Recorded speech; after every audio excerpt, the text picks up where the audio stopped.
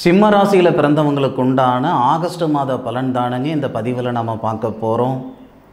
வரக்கூடிய ஆகஸ்ட் மாதத்தில் சிம்ம ராசியில் பிறந்தவங்களுக்கு எந்த மாதிரியான மாற்றங்கள் வரப்போகுதுன்றது பற்றி தான் ஆதாரபூர்வமாக வேதகால முறையில் துல்லியமாக இந்த பதிவில் நம்ம பார்க்க போகிறோம். ஆகஸ்ட் மாதம் 1ஆம் தேதி வெள்ளிக்கிழமை அதிகாலை சித்திரை நட்சத்திரம் சொல்லக்கூடிய சுதர்ஷனர் அவதரித்த நட்சத்திரம் 4வது பாதம் துலா ராசி மேச லக்னத்தில் தானுங்க ஆகஸ்ட் மாதம் பிறக்கப்படுது. அப்படி பிறக்கப்படக்கூடிய ஆகஸ்ட் மாதம் சிம்ம ராசியில் பிறந்தவங்களுக்கு சாதகமாக இருக்குமா அல்லது பாதகமாக இருக்குமா? மாத தொடக்கத்தில் சிம்ம ராசியாதிபதின்னு சொல்லக்கூடிய சூரிய பகவானும் சிம்ம ராசிக்கு 2வது பாவகத்துக்கு அதிபதின்னு சொல்லக்கூடிய புதனும் சிம்ம ராசிக்கு 12வது பாவகத்தில் மறைவு ஸ்தானத்தில் இருக்கக்கூடிய நேரம். எதிர்பார்ப்புகள்ன்றது எல்லாருக்கும் எல்லா நேரத்துலையும் இருக்க தான் செய்யுது. ஒவ்வொருத்தருக்கும் ஒவ்வொரு விதமான எதிர்பார்ப்பு. இந்த பிரபஞ்சம் எல்லாருக்கும் எல்லா நேரத்துலையும் சாதகமான பலன் தர்றதில்லை. ஒவ்வொருத்தருக்கும் ஒவ்வொரு தருணத்தில் தான் சாதகமான பலன் தரும். சிம்ம ராசியில் பிறந்தவங்களுக்கு ஆகஸ்ட் மாதம் 1ஆம் தேதியிலிருந்து ஆகஸ்ட் மாதம் 16ஆம் தேதி வரை பெரிய லெவலில் இம்ப்ரூவ்மெண்ட் இருக்காது. ஒரு குழந்தை பிறக்குதுன்னா அந்த குழந்தை தவளறதுக்கு ஒரு நேரம், முட்டி போடுறதுக்கு ஒரு நேரம், நடக்கிறதுக்கு ஒரு நேரம், பேசுகிறதுக்கு ஒரு நேரம், ஒவ்வொரு விஷயத்துக்கும் ஒவ்வொரு தருணம் ஒரு நேரம் இருக்குது. அந்த மாதிரி ஆகஸ்ட் மாதம் பிறந்த உடனே நம்மளுடைய கஷ்ட நஷ்டங்களெல்லாம் நீங்கிடுமா, நிம்மதியான வாழ்க்கை வந்துருமா, வாழ்வாதாரம் வந்துருமா? அப்படி கிடையாது. ஆகஸ்ட் மாதம் 1ஆம் தேதியிலிருந்து ஆகஸ்ட் மாதம் 31ஆம் தேதி வரை இருக்கக்கூடிய முழுமையான மாற்றங்கள் என்னன்றது சொல்லிடுறேனுங்க. ஆகஸ்ட் 1ஆம் தேதியிலிருந்து 16ஆம் தேதி வரை உங்களுடைய ராசிநாதனும் உங்களுடைய ராசிக்கு 2வது பாவகத்துக்கு அதிபதினு சொல்லக்கூடிய தனஸ்தானம் 2வது லாபஸ்தானாதிபதி புதன் இருவருடைய அமைப்பு பாதகமாக இருக்குது. பொதுவாக சிம்ம ராசியில் பிறந்தவங்க எத்தனையோ பேருடைய வாழ்வாதாரத்துக்கும் வாழ்க்கைக்கும் காரணமாக இருப்பாங்க. யாருடைய அழிவுக்கும் காரணமாக இருந்திருக்க மாட்டாங்க. ஆனால் இந்த நேரத்தில் நல்லதே செஞ்சாலும் கெட்ட பேர் வந்துடும். ஆகஸ்ட் 1ஆம் தேதியிலிருந்து 16ஆம் தேதி வரை நீங்கள் மற்றவங்களை பார்த்துக்கணும்னு நினைக்கிறது அப்புறம் முதல்ல உங்களை நீங்கள் பார்த்துக்கிடுங்க. ஒரு வெள்ளை சட்டையில் கரும்புள்ளி பட்டுடுச்சுன்னு வச்சுக்கோங்களேன், கஷ்டமாயிடும். இது வரைக்கும் வாழ்ந்த வாழ்க்கைக்கு அர்த்தம் இல்லாமல் போயிடும். உங்களுடைய ராசியாதிபதியும் சரி தனஸ்தானாதிபதியும் சரி 12வது பாவகத்தில் மறைஞ்சிருக்கும் பொழுது கொஞ்சம் சூதானமாக இருங்க. வேலை வாய்ப்புகளை மாற்றம் பண்ணலாமா, வேலை வாய்ப்பு புதுசாக தொடங்கலாமா, தயவு செய்து வேண்டாம். இல்லை இந்த நேரத்தில் முக்கியமான முடிவுகள் ஏதாவது எடுக்கலாமா, ஒரு இடம் வாங்கி இருக்கிறனுங்க, ரிஜிஸ்ட்ரேஷன் பண்ணலாம்னு இருக்கிறனுங்க, கொஞ்சம் தள்ளி வச்சுக்கிடுங்க. ஒரு வாகனம் புக் பண்ணி இருக்கிறனுங்க, இந்த நேரத்தில் எடுத்துக்கிடலாம்னு இருக்கிறனுங்க, கொஞ்சம் தள்ளி வைங்க. ஏற்கனவே சிம்ம ராசியில் பிறந்தவங்களுக்கு அஷ்டமச்சனி அப்படின்ற ஒரு விஷயம் நடந்துக்கிட்டு இருக்கு. ராசிநாதனும் மறைவு ஸ்தானத்தில், தனஸ்தானாதிபதியும் மறைவு ஸ்தானத்தில். தனஸ்தானாதிபதி சூரியனோட சேர்ந்து அஸ்தமனம் ஆயிட்டார். அதுபோக தனகாரகன் சொல்லக்கூடிய குரு ராகு சாரத்தில் இருக்கார். இது நமக்கு பாதகமான நேரம்தான் 16ஆம் தேதி வரைக்கும். இந்த 16ஆம் தேதிக்குள்ளார கணவன் மனைவிக்குள்ளார ஒரு சிலருக்கு சங்கடம் ஏற்படுறதுக்கும் பிரிவினைகள் ஏற்படுறதுக்கும் காதலர்களுக்கு இடையிலே பிரிவினைகள் ஏற்படுறதுக்கும் பொருளாதார ரீதியாக திடீர் செலவுகள் வர்றதுக்கும் நிறைய வாய்ப்புகள் உண்டு. பட்டம் பார்த்து பயிர் செய்யன்னு சொல்கிறது 3 மாதம் 6 மாதம் வளரக்கூடிய பயிருக்கு மட்டும் கிடையாது, நம்மளுடைய வாழ்க்கைக்கும் தான், நம்மளுடைய வாழ்வாதாரத்துக்கும் தான். ஒரு செயல் செய்யும் பொழுது ஒரு முறைக்கு 3 முறை நம்ம யோசனை பண்ணி செய்யணுங்க. செஞ்சு விட்டோம்னா கஷ்டமாகி போயிடும். இந்த 16 நாள் சிம்ம ராசியில் பிறந்தவங்க தயவு செய்து ஒரு வார்த்தை நம்ம பேசுகிறோம்னா அந்த ஒரு வார்த்தை மற்றவங்களுக்கு பாதிக்குமா பாதிக்காதா, இல்லை ஒரு முடிவு எடுக்கிறோம்னா அந்த முடிவு நமக்கு பாதிக்குமா பாதிக்காதான்ட்டு கொஞ்சம் யோசனை பண்ணி சிந்தித்து செயல்படுங்க. இதே 16ஆம் தேதிக்கு மேற்கொண்டு பார்த்திங்கன்னா நெசமாக சொல்கிறேனுங்க, நல்லா இருக்கும், நிறைவாக இருக்கும். உங்களை சங்கடப்படுத்துறதுக்கும் இந்த பதிவில் இந்த வார்த்தை நான் சொல்லலை. 16ஆம் தேதிக்கு மேற்கொண்டு ஆஹா ஓஹோன்னு இருக்கும் அப்படின்னு சந்தோஷப்படுறதுக்கும் இந்த வார்த்தை நான் சொல்லலை. இருக்கிறத உள்ளதை உள்ளபடி சொல்லிட்டு இருக்கிறேனுங்க.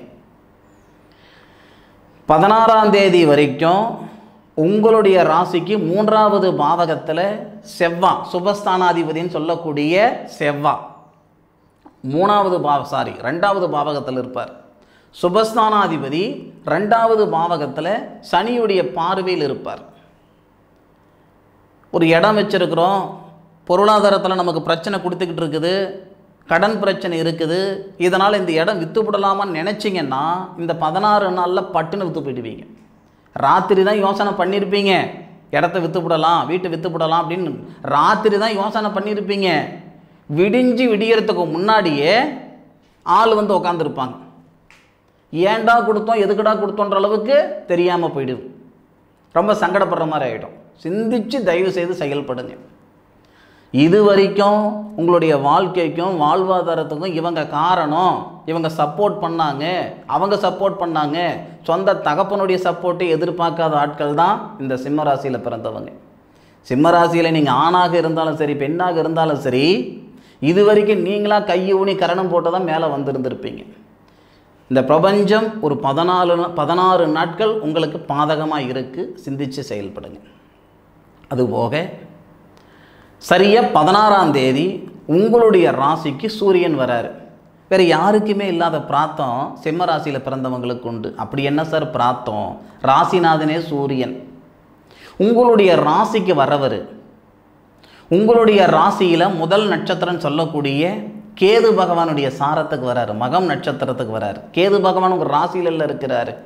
அதனால் ஃபஸ்ட்டு வந்த உடனே உங்களுடைய முன்னேற்றத்துக்கு முட்டுக்கட்டையாக இருக்கக்கூடிய தடைகளை சரிப்படுத்துவார். ஒரு சிலர் இருக்கிறாங்க, நிறைய திறமை இருக்கும், ஆனால் இருக்கிற இடம் தெரியாமல் இருப்பாங்க. தன்னால் சரியாக செய்ய முடியும் ஒரு செயலை, ஆனால் செஞ்சால் எங்கே தப்பாயிடுமோன்ற பயத்தில் இருப்பாங்க. காலையில் எடுக்கிற முடிவு சாயந்தரம் இருக்காது, சாயந்தரம் எடுக்கிற முடிவு காலையில் இருக்காது. வேறு நிறுவனத்துக்கு போனால் நல்லா இருக்கும், என்னடா வெளியே போனால் வேலை கிடைக்காதோ அப்படின்னு இதே நிறுவனத்தில் இருந்துக்கிட்டு இருப்பாங்க. இந்த மாதிரி இருக்கக்கூடிய நண்பர்களுக்கு இந்த நேரம் அமோகமாக இருக்கும். வேலை வாய்ப்பில் இடமாற்றங்கள், பொருளாதார ரீதியாக இருக்கிற சிக்கல்கள் சரியாகிறது, உழைப்புக்கு தகுந்த உயர்வு, வாழ்க்கைக்கேற்ற வளர்ச்சி, உங்ககிட்ட இருக்கக்கூடிய திறமையை வெளிக்காட்டுறதுக்குண்டான சந்தர்ப்பத்தை இந்த பிரபஞ்சம் தரப்போகுது. எப்படி சார்? உங்களுடைய ராசிக்கு 2வது பாவகத்துக்கு அதிபதினு சொல்லக்கூடிய புதன், உங்களுடைய ராசிநாதன் சூரியன், 2 பேருமே உங்களுடைய ராசியில் புதனாதித்ய யோகமாக இருப்பாங்க. அது தருணத்தில் லாபஸ்தானத்தில் இருக்கக்கூடிய குரு நட்சத்திர பரிவர்த்தனையில் இருப்பாங்க. ராகு போல கொடுக்குறவனும் கிடையாது, கேது போல கெடுக்கிறவனும் கிடையாது நம்ம சொல்லி கேள்விப்பட்டிருக்கிறோம். இல்லை, உங்களுடைய ராசிக்கு 7வது பாவகத்தில் இருக்கக்கூடிய ராகு புரட்டாதி நட்சத்திரம் சொல்லக்கூடிய குபேரர் அவதரித்த சாரத்தில் 4வது பாதத்தில் நமக்கு திருவாதிரை நட்சத்திரம் 4வது பாதத்தில் குரு இருப்பார். ராகு நட்சத்திரத்தில் குருவடி நட்சத்திரம் புரட்டாதி நட்சத்திரம் 2வது பாதத்தில் ராகு இருப்பார். குருவும் ராகுவும் நட்சத்திர பரிவர்த்தனை, உங்கள் ராசியில் புதனாதித்ய யோகம். இது எல்லாமே நமக்கு சாதகமான நேரம். அது மட்டும் இல்லை, இந்த சாதகமான நேரத்தில் என்ன நடக்கும்ன்ற விவரம் சொல்லி போடுறேனுங்க. ஏற்கனவே நமக்கு அஷ்டமச்சனி நடக்குது இல்லையா?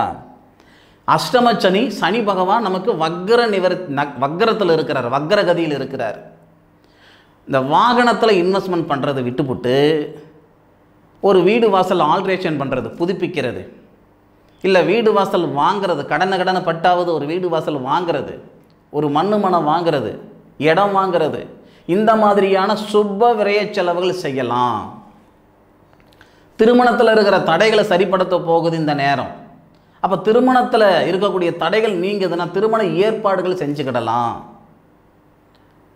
இப்போ வரைக்கும் சிம்மராசியில் பிறந்தவங்க கிட்டத்தட்ட இந்த 2 வருஷ காலமாக அஷ்டமச்சனி வர்றதுக்கு முன்னுக்கே 10,000 ரூபாய் சம்பாரித்தா 10,000 ரூபாய்க்கு உண்டான செலவு வருது, 50,000 ரூபாய் சம்பாரித்தா 50,000 உண்டான செலவு வருது, 5 லட்சம் சம்பாரித்தாலும் 5 லட்சத்துக்கு உண்டான செலவு வருது.